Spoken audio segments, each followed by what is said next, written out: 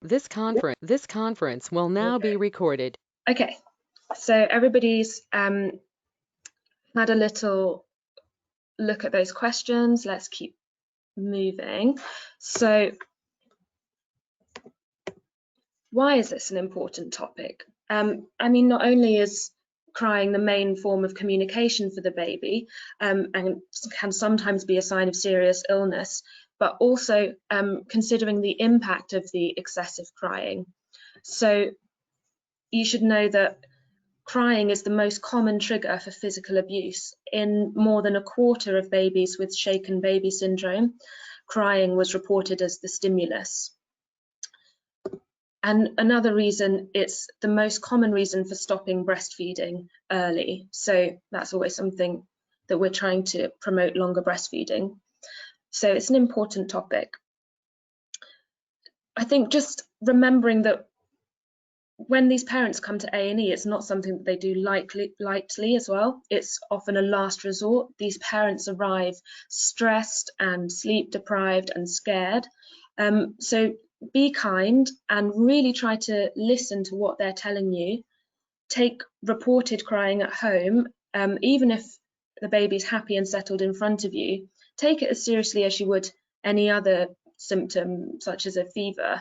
And remember that this is your opportunity to advocate for this baby in listening and supporting these parents. So let's get on to the questions about the crying times. Let's see if you were right or not.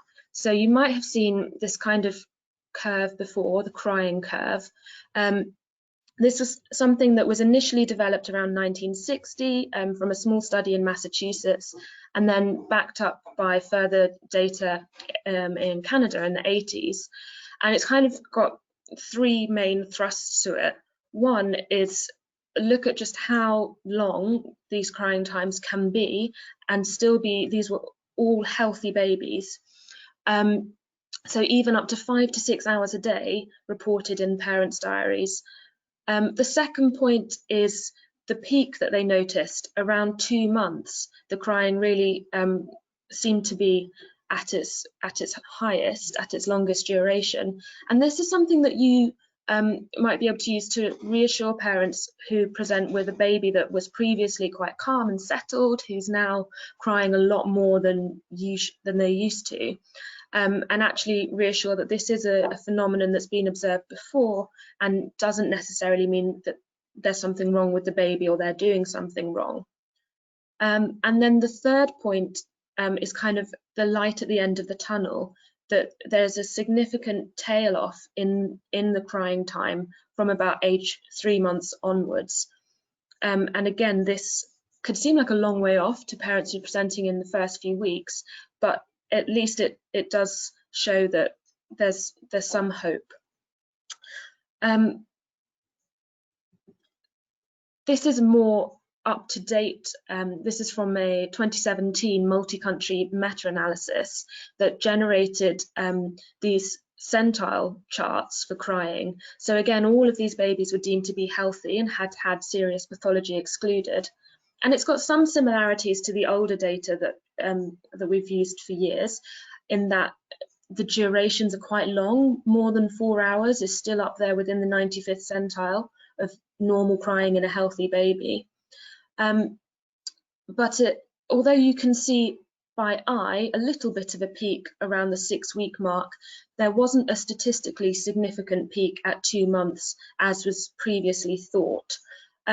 So although you could still acknowledge that this baby might be crying more than normal and that might be fine, it's not necessarily statistically significant. But it also does show that the crying reduces around age 3 months or 10 to 12 weeks, and this was statistically significant compared to 6 weeks. So that's quite a robust indicator and reassurer. Another thing just to bear in mind is if you're seeing a slightly older baby presenting with crying, it's not so normal. It can be, but A baby presenting with excessive crying after the age of 3 months, it can be a predictor for future emotional dysregulation disorders or developmental problems. So on its own in isolation, not necessarily, but something to have in the back of your mind. So far we've really focused on babies who are healthy and well, and we've made the assumption that we've excluded serious pathology. But what kind of pathology will you be looking for when you're doing your initial history and examination? Do you want to just comment in the chat what medical causes did you come up with for a baby presenting with excessive crying?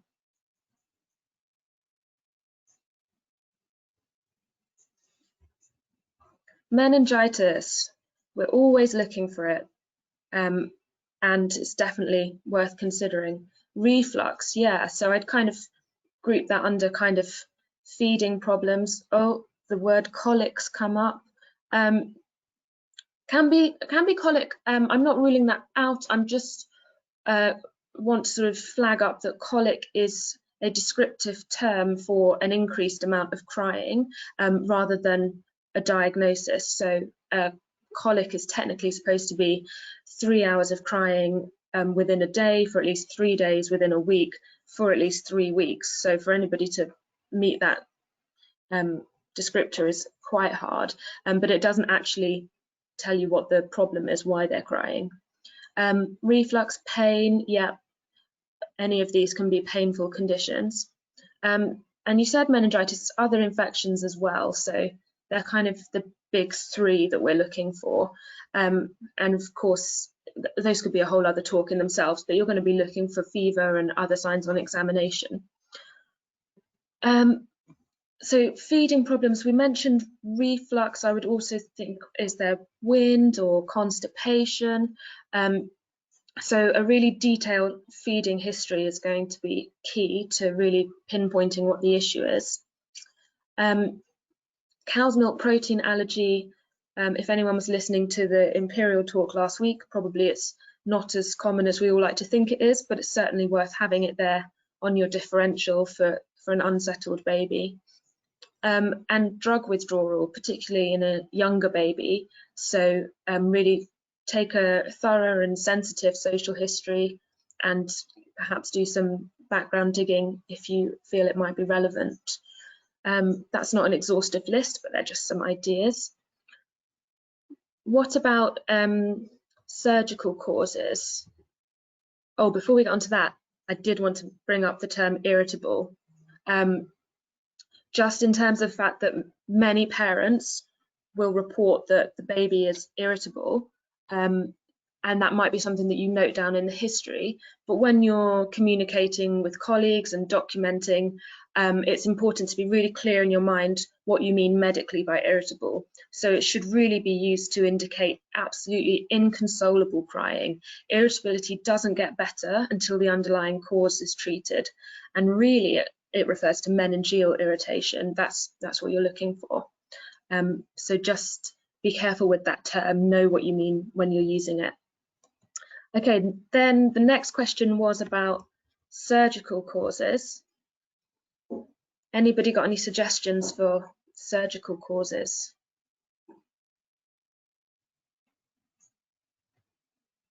It's gone very quiet. Oh, malrotation, yeah. So any gut problem, anything that's causing obstruction. Yeah, great. Something you might not think of immediately, but important to look for. What's this?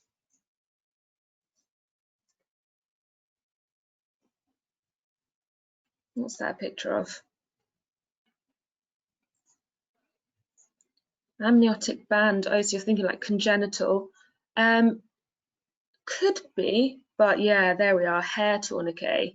So this is something it's really important to look for in a baby who can't communicate exactly where the pain is coming from, and it's so easily done. A little hair that's on the floor, on the carpet, just wraps around. So check fingers, toes, and also penises, because this can become a surgical emergency initially it occludes the lymphatic drainage, then that causes some swelling, then that causes it to occlude the venous drainage, and you get further swelling, and eventually you cut off the arterial supply.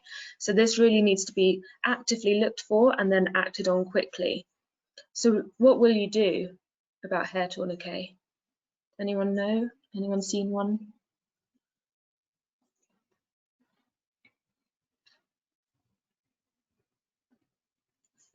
I mean, at the most simplest, kind of have a look and see if you can unravel it. Yes, Tulsi's straight in there with the Veet. So see if you can find the end and unravel it. You probably can't by the time it's at this point. If you've got a good eye and a steady hand, you might want to have a look with, say, like a curved stitch cutter to see if you can just hook under it. But when it's as severe as this and it's really deep in there, then depilatory cream like Veet to apply and try and dissolve the hair is going to be your best bet. So hopefully your A&E department's got some or can source it readily. And if not, it's going to be a surgical intervention. Other things, so you mentioned obstruction, but also hernias that can become strangulated, testicular torsion. So just sort of make it part of your routine examination in these crying babies to look for all these things. Okay. Oh, and of course, the big category we have to consider injuries, and in a child of this age, is it non-accidental injury? Psychosocial factors. So what did you think, what could cause a crying baby from a psychosocial point of view, or what could worsen it?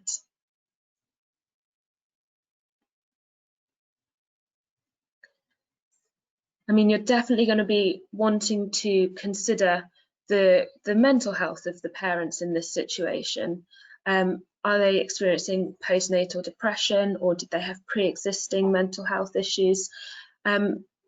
Because, as I said, it could be cause or effect. So really need to be quite sensitive in trying to build a rapport and elicit the true concerns that the parent is expressing to you. Have a look at this tool, see what you think. This is something called the distress questionnaire, which, if framed in the right way, might be an asset to your consultation. So this is a list of questions that you could present, probably printed out, saying that these are feelings that many parents have reported having when their baby is crying excessively. And so framing it in that way kind of removes the stigma of having to express these feelings, and perhaps it might be easier for a parent who is feeling some of these things to express it through indicating on a questionnaire rather than producing the comments themselves. So this isn't a validated tool in terms of, you can't say, oh, a score of 4 means the risk is this. But just so you have something in mind, the average score for parents bringing a baby to A&E with crying is 7 out of 10, so quite high compared to controls who score about 3. And obviously you'd look at which feelings were resonating with them the most. Some of those points are kind of more worrying than others. So whether you just want to take some of these things to incorporate them into your history taking, or whether you think actually giving a questionnaire printed like this might help, see what you might like to adopt into your practice, but it's certainly worth thinking about. Otherwise, consider cultural practices. I mean, across London, we're all working in really mixed populations, and there might be practices that seem normal to the local community that we don't know about. We had a baby not that long ago who was brought in with crying and excessive weight loss, and we were all looking really hard for obscure medical issues. And then eventually we discovered that actually the mum had tried all these different formulas on different relatives' advice and excluded this and that. And then eventually she was just feeding the baby black tea, which was culturally acceptable but not very nutritious. And she was actually in the situation where she had a large support network, but there was possibly a too many cooks situation going on. So see what support network do they have? Is that support sort of a protective factor, or more of a risk factor. And look for people who are living in isolation or in difficult circumstances, particularly at the moment during COVID, when these problems will be closer to the surface. So you've worked through your kind of medical, surgical, psychosocial sieve, and you think that this baby is well, and you haven't really identified huge problems.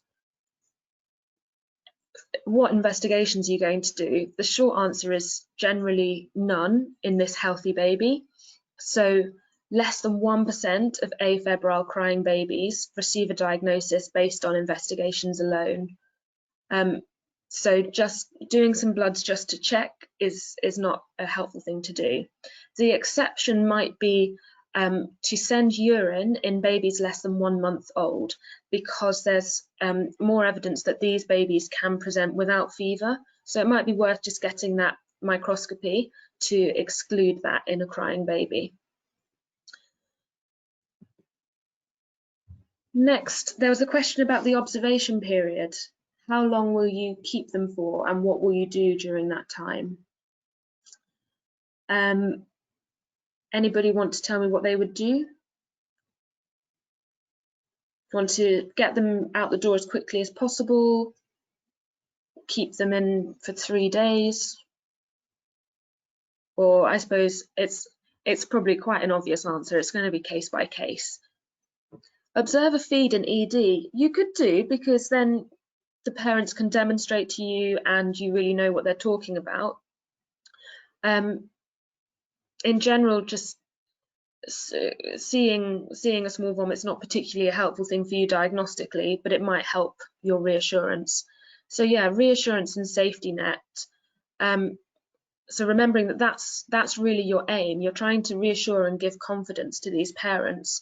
So be open with them about the options. I mean, in the middle of winter, keeping them in might not be an option, but if these parents really feel so nervous and lacking in confidence at home, it might be helpful to have a short admission.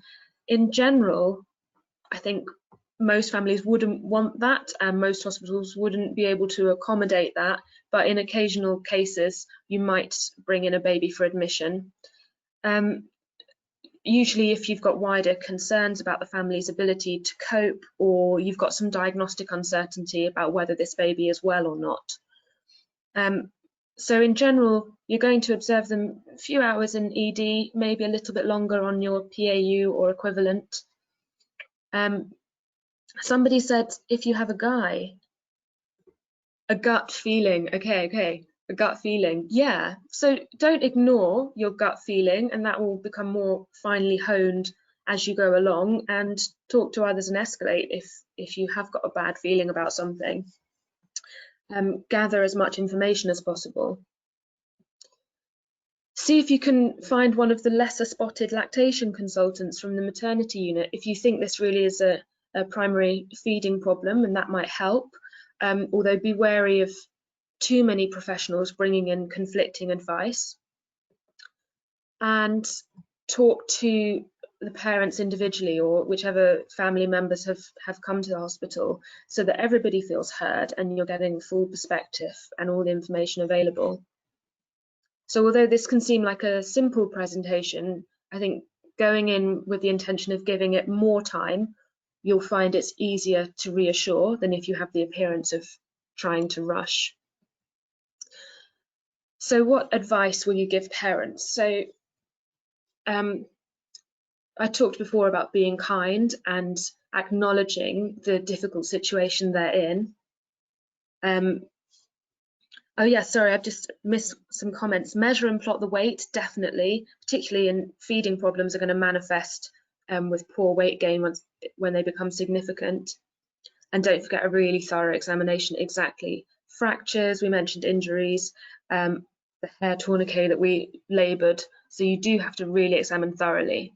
That's what you'll do during your observation. The advice that you'll give before they go home, acknowledge their frustration, acknowledge the things they've tried so far. You know, even if it seems crazy to you that they've tried 7 formulas and 3 over-the-counter remedies, they're really trying to do the best by their baby. So acknowledge that they're trying. Reassure that this will get better. Reduce overstimulation. So it might seem logical, but it's kind of amazing how often the baby will just get passed around different people. There's lots of jiggling about, distracting with noisy toys and things. Actually, the evidence is that a low lit room with a light layer of clothing with one person holding gently is going to be much more effective in reducing crying. And there's even evidence about the rate of rocking. So rocking a baby at 60 beats per minute will be more effective than jiggling around at 140 beats per minute. It sounds overly scientific, but you can kind of see how it makes sense. And be familiar with your non-pharmacological options. So whether you're giving advice on positioning to prevent reflux or abdominal massage to help trap wind, have some useful things up your sleeves so that you can give the parents practical things to do that empower them. And know about some sources of support. So the top 3 are websites available to everybody, but also be aware of what support you've got available locally. Are there breastfeeding cafes or parenting support groups? And again, it's going to depend on your concerns. You might do a health visitor referral or more if you've genuinely got concerns. So my take-home messages are that most babies who present with crying are not sick, but you have to really look hard to exclude pathology. Be kind and listen to the level of distress, because this could be indicating a risk factor and will guide you in your actions. And be reassuring. Everything suggests that this will get better in time. And then a final thing just to leave you with, this is an infographic I found from the EM3 group. If you want to, you can screenshot it or have a look on their website. They've got loads of useful infographics, but I thought that was quite nicely laid out. That's it. Anybody got any questions or things that haven't been covered? Please do follow the link to do the feedback. Otherwise, well done and have a great day.